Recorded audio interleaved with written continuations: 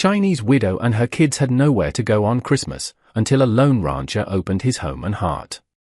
Declan Thorne set the table for one. The ritual was a punishment he had inflicted upon himself for 6 long years, a silent penance in a house that had once vibrated with life. The same chipped plate, the same heavy silver fork, and the same suffocating silence that had swallowed him whole since the winter of 1881. Outside, the Montana wind howled like a wounded animal, driving snow against the hewn logs of the ranch house. It was Christmas Eve, a time for miracles and families, but for Declan, it was just another night to remember what he had lost. The kitchen smelled of roasted venison and sourdough bread, a scent that mocked the emptiness of the room. He always cooked too much, his hands remembering a time when there were 4 mouths to feed, not one.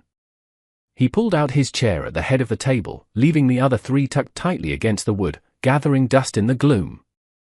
He bowed his head, muttering a grace he no longer believed in, when 3 sharp raps on the heavy oak door split the air like gunshot cracks. Declan froze.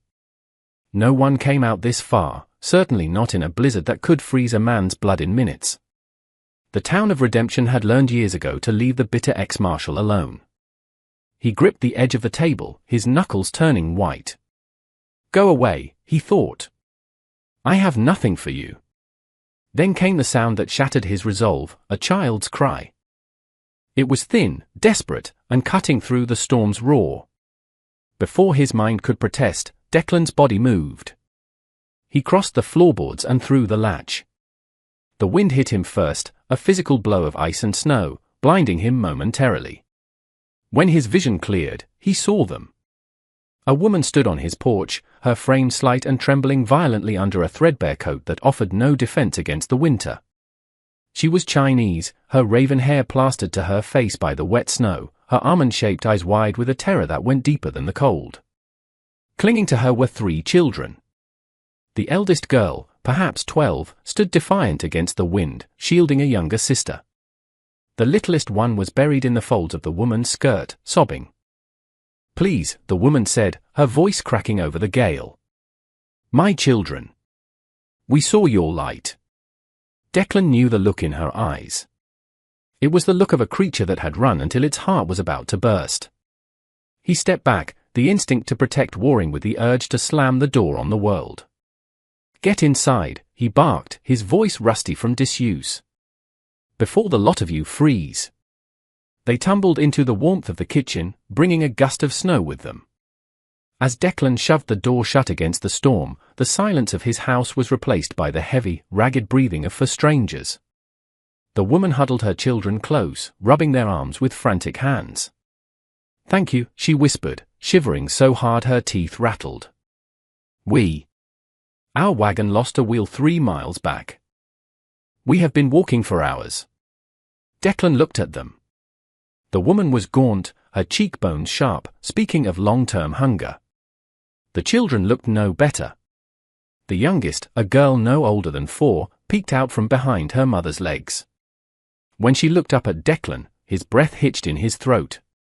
She had dark, soulful eyes that held the same spark of innocent curiosity his own son, Jacob, had possessed. "Sit," Declan commanded, pointing to the table. "There's food." They moved hesitantly, like frightened deer. The woman ushered her girls to the chairs that hadn't been touched in years. The wood creaked, a sound that seemed to scream in the quiet room. Declan plated the venison and bread, placing it before them. The middle girl reached for the bread, then paused, looking at her mother. The woman nodded, tears spilling onto her cheeks. They ate with a desperation that twisted Declan's gut. He stood by the stove, watching, his arms crossed over his chest to hold himself together. "I am Mai Lin," the woman said after the edge of their hunger had been dulled.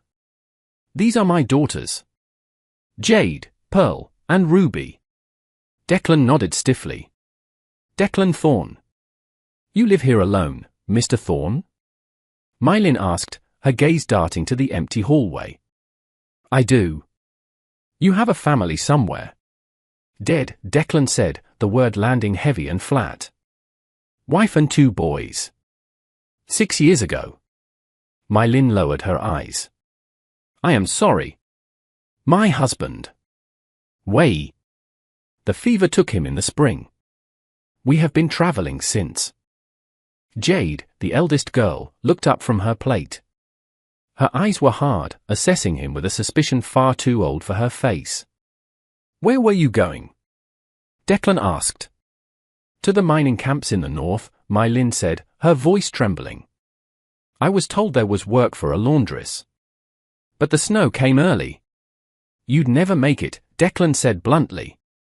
Not in this wagon, not in this weather. You stay here tonight. Barn's full of hay for your horses if you left them tied up on the road, but I'll fetch them in the morning if they're still alive. Tonight, you sleep here. Jade spoke up, her voice sharp. We don't need charity. Jade, My Lin warned softly.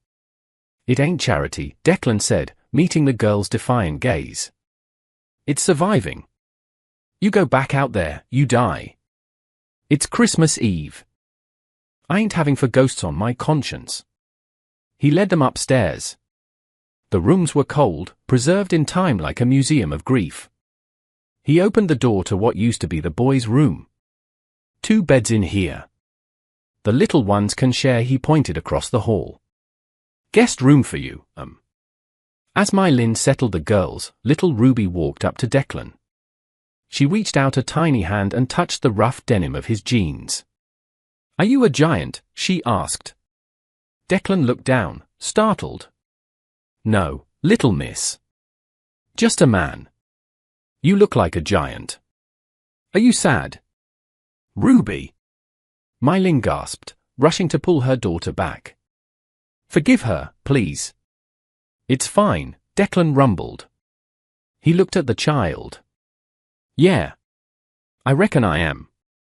Ruby nodded solemnly. Me too. My papa went to sleep and didn't wake up. But Mama says he's watching the moon. Declan felt a crack in the ice that encased his heart. Maybe he is. That night, Declan sat by the fire, listening to the unfamiliar sounds of life above him. Floorboards creaking, soft murmurs, the rustle of bedding. He touched the wedding band he wore on a chain around his neck. Sarah. Jacob. Toby.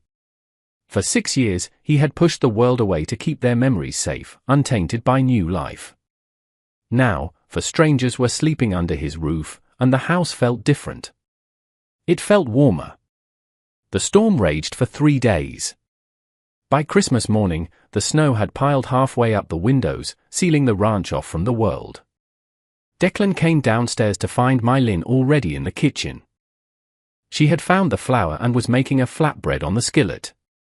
The smell was different from his usual fare, simpler, but comforting. I hope you do not mind, she said, wiping flour from her hands. I cannot sit idle while you shelter us. I don't mind, Declan grunted.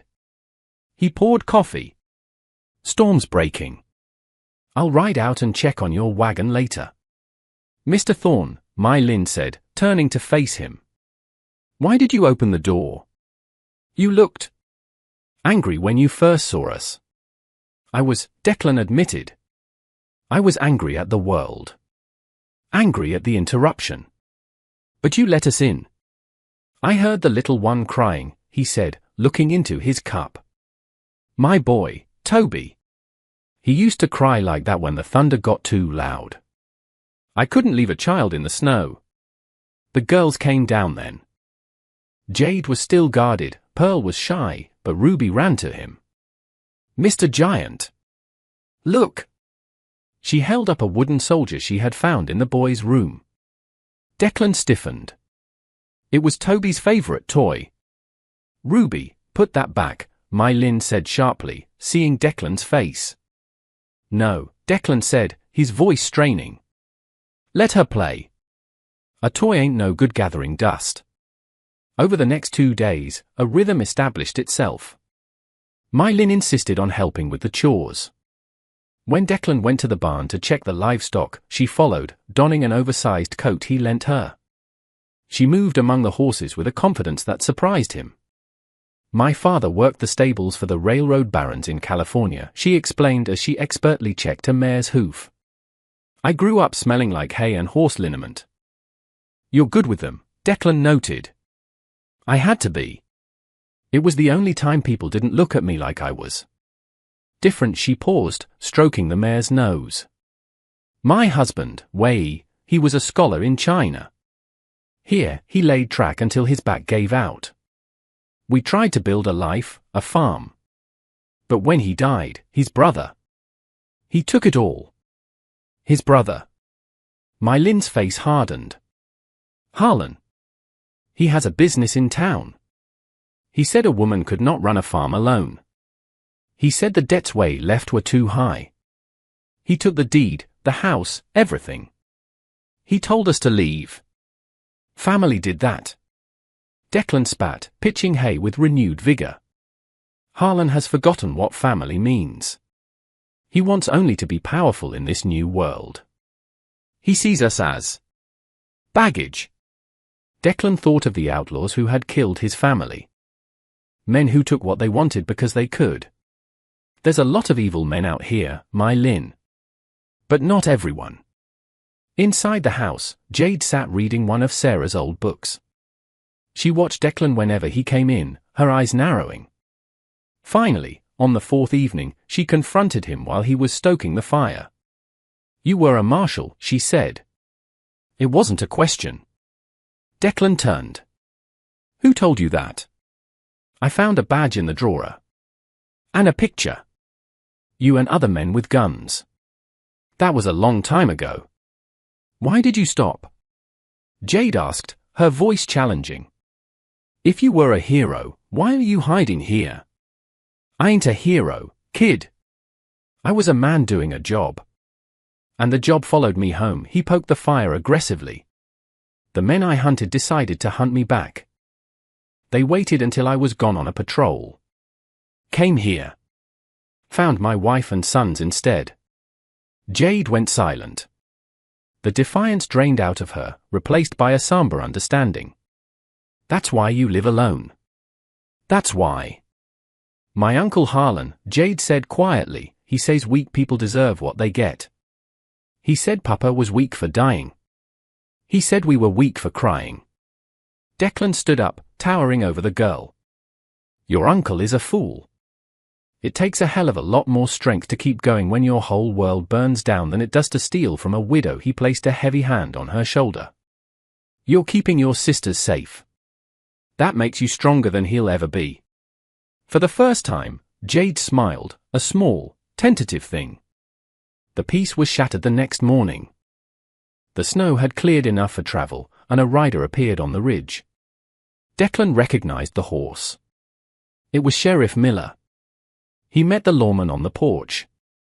Tom. Declan the sheriff tipped his hat, his breath steaming in the air. See, you got company. Smoke from the chimney gave it away. Just passing through. Wagon broke down. Miller shifted in his saddle.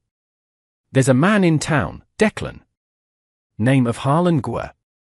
Says he's looking for his sister-in-law and nieces. Says they stole property from him. Declan crossed his arms. They didn't steal nothing but the clothes on their backs. He claims the youngest girl, Ruby, is carrying a locket. Says it's a family heirloom worth a fortune. But that ain't the real reason, Declan. I did some digging. That farm my Lin's husband had? Railroad just decided they need that land for a new spur. It's worth thousands. But the deed. It was left in trust to the children. Declan swore under his breath. So he needs the girls to sell the land. He needs guardianship, Miller corrected. He's got a lawyer with him. He's coming out here, Declan. He knows they're here. He's claiming my Lin is unfit, says she's endangering them by dragging them through winter. He's going to take those kids. Over my dead body. Don't start a war, Declan. You know I can't stop a court order. If he has papers saying he's the guardian, I have to enforce it. Miller turned his horse. I bought you an hour. He's slow in the snow, but he's coming. Declan walked back inside. My Lin was pale, she had heard through the door. He is coming for them, she whispered. He will separate us. he will send me away and put them in an orphanage once he has the land. No, Declan said. He won't. You cannot stop him. He has the law.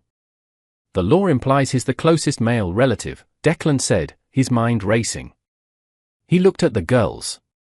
Ruby was playing with the wooden soldier. Pearl was braiding a ribbon. Jade was watching him, terrified. He looked at My Lin. She was a survivor. She was kind. And in the last week, she had brought life back to a place he thought was dead forever. Marry me, Declan said. My Lin stared at him. What?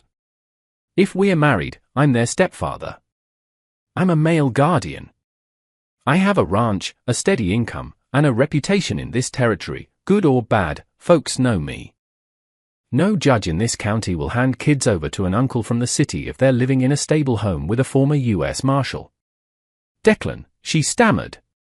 We do not know each other. You cannot do this. It is a burden. It ain't a burden, he said roughly. He stepped closer, taking her rough, work-worn hands in his. My Lin, look around. Before you knocked, this house was a tomb. I was just waiting to die in it. You and the girls. You woke me up. I can protect you. I want to protect you. But love. We have respect, Declan said. We have survival. Love. Maybe that comes later. Or maybe friendship is enough. But I won't let him take those girls. My Lin searched his face. She saw the scars of his past, but also the fierce determination in his eyes. She looked at her daughters.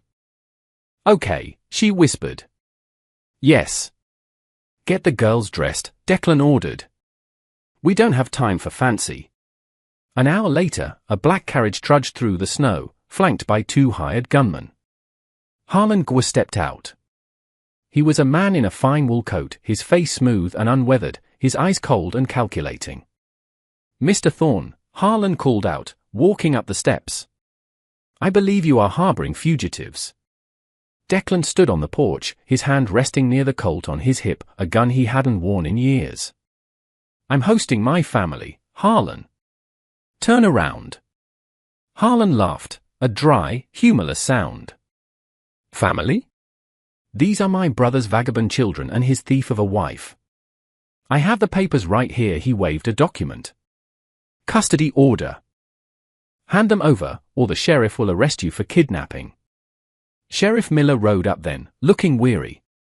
Harlan, keep it civil. I am being civil, Sheriff. I want my nieces. The door opened. My Lin stepped out, holding Ruby. Jade and Pearl stood beside her. My Lin wore a blue dress that had belonged to Sarah. It was slightly too big, but she looked regal, her chin held high. You have no business here, Harlan, My Lin said clearly. My Lin, Harlan sneered. Look at you. Living in a shack with a white savage. Give me the children. You have clearly lost your mind. She ain't going nowhere, Declan said, stepping between them. And neither are my daughters. Your daughters? Harlan scoffed. Since when? Since about 10 minutes ago, a voice called out. Reverend Banks stepped out from the hallway behind My Lin, clutching a Bible. He was an old friend of Declan's who had ridden out with the sheriff. I just performed the ceremony. In the eyes of God and the Montana Territory, Declan Thorne and My Lin are man and wife. Harlan's face turned a violent shade of red. This is a sham. A trick. It's legal, Sheriff Miller said, cracking a small smile. I witnessed it. Declan here is the legal stepfather. And seeing as he owns this ranch and has standing in this community, I reckon his claim supersedes a temporary order from a city judge who didn't know the situation. I'll fight this. Harlan screamed. I'll drag you to court. I want that land. So it is about the land, Declan said, his voice dropping to a dangerous growl. He stepped off the porch, walking slowly toward Harlan. The hired gunman twitched, but they saw the look in the ex-marshal's eyes and the way his hand hovered over his gun. They didn't move. Declan stopped inches from Harlan. "You want to fight? Let's fight. But know this, I hunted men who ate guys like you for breakfast. You come near my wife or my children again, and I won't hide behind a badge. I'll bury you on the prairie."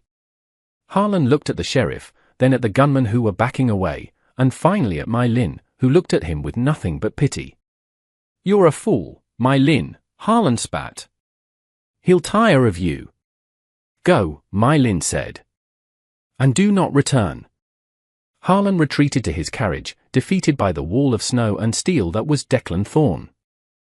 As the carriage rolled away, the tension on the porch snapped. Jade let out a whoop of joy.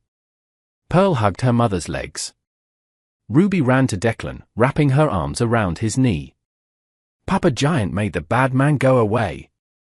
Declan looked down at her, then at Mai Lin. They stood in the cold, breath mingling in the air.